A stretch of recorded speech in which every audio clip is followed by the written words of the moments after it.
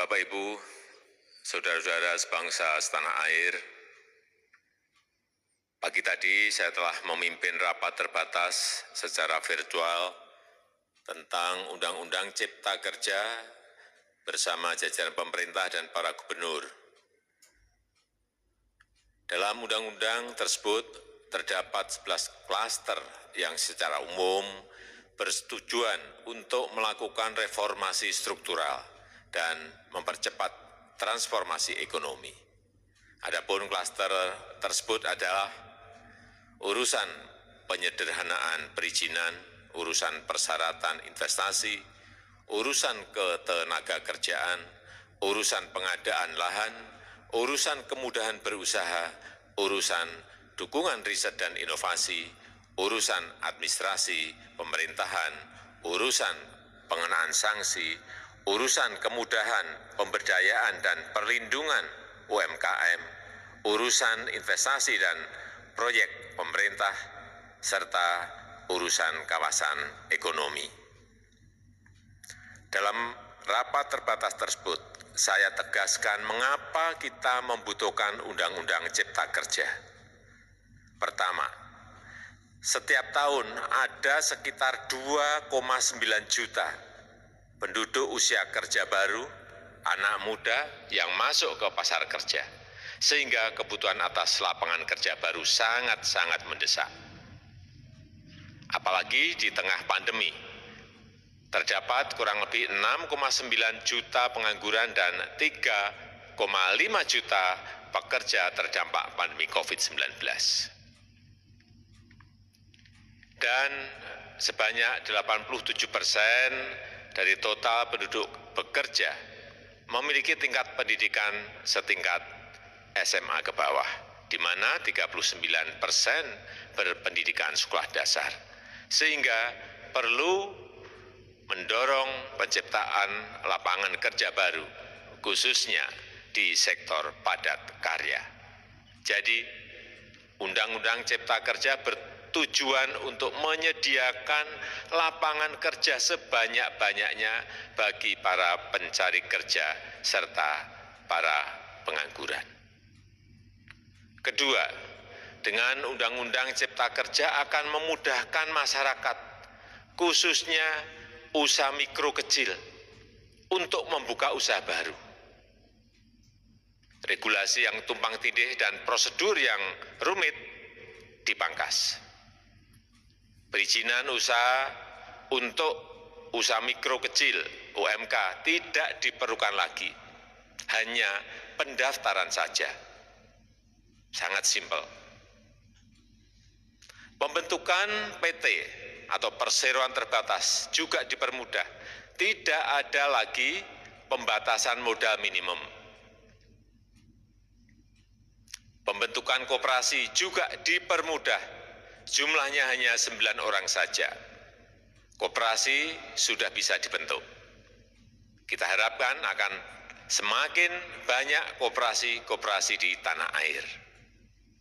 UMK, usaha mikro kecil yang bergerak di sektor makanan dan minuman, sertifikasi halalnya dibiayai pemerintah, artinya gratis. Izin kapal nelayan penangkap ikan misalnya, hanya ke unit kerja Kementerian KKP saja. Kalau sebelumnya harus mengajukan ke Kementerian KKP, Kementerian Perhubungan, dan instansi-instansi yang lain. Sekarang ini cukup dari unit di Kementerian KKP saja. Ketiga, Undang-Undang Cipta Kerja ini akan mendukung upaya pencegahan dan pemberantasan korupsi. Ini jelas karena dengan menyederhanakan, dengan memotong, dengan mengintegrasikan ke dalam sistem perizinan secara elektronik, maka pungutan liar, pungli dapat dihilangkan. Namun, saya melihat adanya unjuk rasa penolakan Undang-Undang Cipta Kerja yang pada dasarnya dilatar belakangi oleh disinformasi mengenai substansi dari undang-undang ini dan hoax di media sosial. Saya ambil contoh ada informasi yang menyebut tentang penghapusan UMP, upah minimum provinsi, UMK, upah minimum kota kabupaten, UMSP, upah minimum sektoral provinsi. Hal ini tidak benar, karena faktanya upah minimum regional, UMR, tetap ada. Ada juga yang menyebutkan bahwa upah minimum dihitung per jam. Ini juga tidak benar. Tidak ada perubahan dengan sistem yang sekarang. Upah bisa dihitung berdasarkan waktu dan berdasarkan hasil. Kemudian adanya kabar yang menyebutkan bahwa semua cuti sakit, cuti kawinan, cuti khitanan, cuti baptis, cuti kematian, cuti melahirkan dihapuskan dan tidak ada kompensasinya. Saya tegaskan juga ini tidak benar. Hak cuti tetap ada dan dijamin. Kemudian apakah perusahaan bisa mem-PHK kapanpun secara sepihak? Ini juga tidak benar. Yang benar, perusahaan tidak bisa mem-PHK secara sepihak. Kemudian juga pertanyaan mengenai benarkah jaminan sosial dan kesejahteraan lainnya hilang. Yang benar, jaminan sosial tetap ada. Yang juga sering diberitakan tidak benar adalah mengenai dihapusnya AMDAL, analisis mengenai dampak lingkungan. Itu juga tidak benar. AMDAL tetap ada. Bagi industri besar harus studi AMDAL yang ketat. Tetapi bagi UMKM lebih ditekankan pada pendampingan dan pengawasan. Ada juga berita mengenai Undang-Undang Cipta Kerja ini mendorong komersialisasi pendidikan. Ini juga tidak benar. Karena yang diatur hanyalah pendidikan formal di kawasan ekonomi khusus, di KEK. Sedangkan perizinan pendidikan tidak diatur di dalam Undang-Undang Cipta Kerja ini.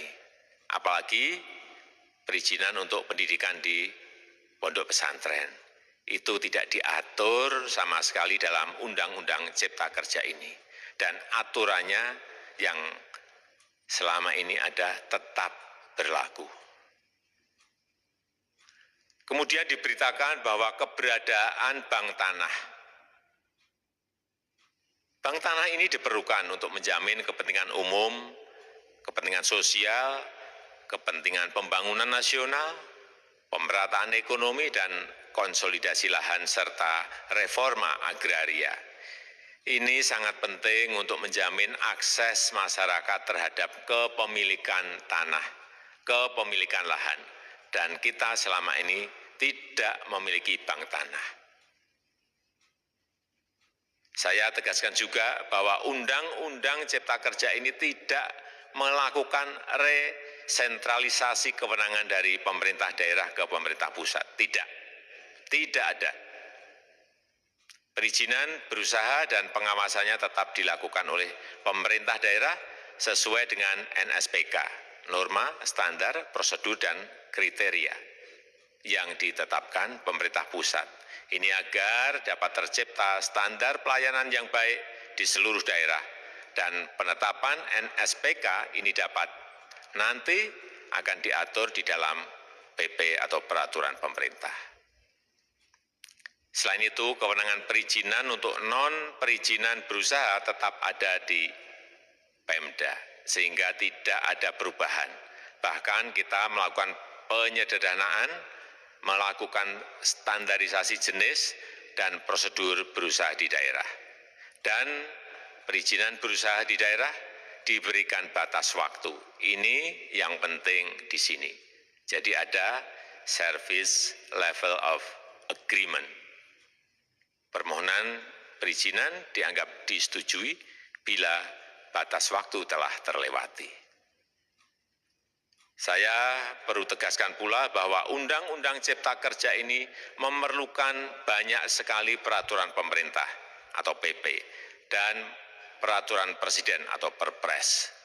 Jadi setelah ini akan muncul PP dan Perpres yang akan kita selesaikan paling lambat 3 bulan setelah diundangkan.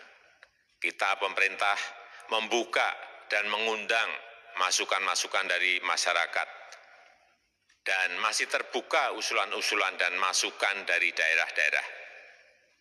Pemerintah berkeyakinan melalui Undang-Undang Cipta Kerja ini jutaan pekerja dapat memperbaiki kehidupannya dan juga penghidupan bagi keluarga mereka.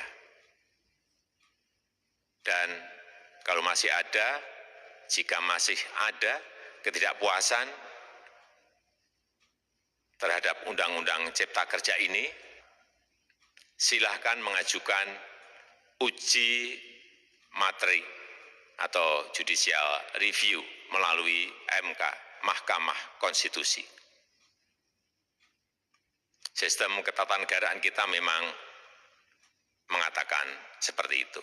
Jadi, kalau masih ada yang tidak puas dan menolak, silahkan diajukan uji materi ke MK. Saya rasa itu yang bisa saya sampaikan pada kesempatan yang baik ini. Terima kasih. Wassalamualaikum warahmatullahi wabarakatuh.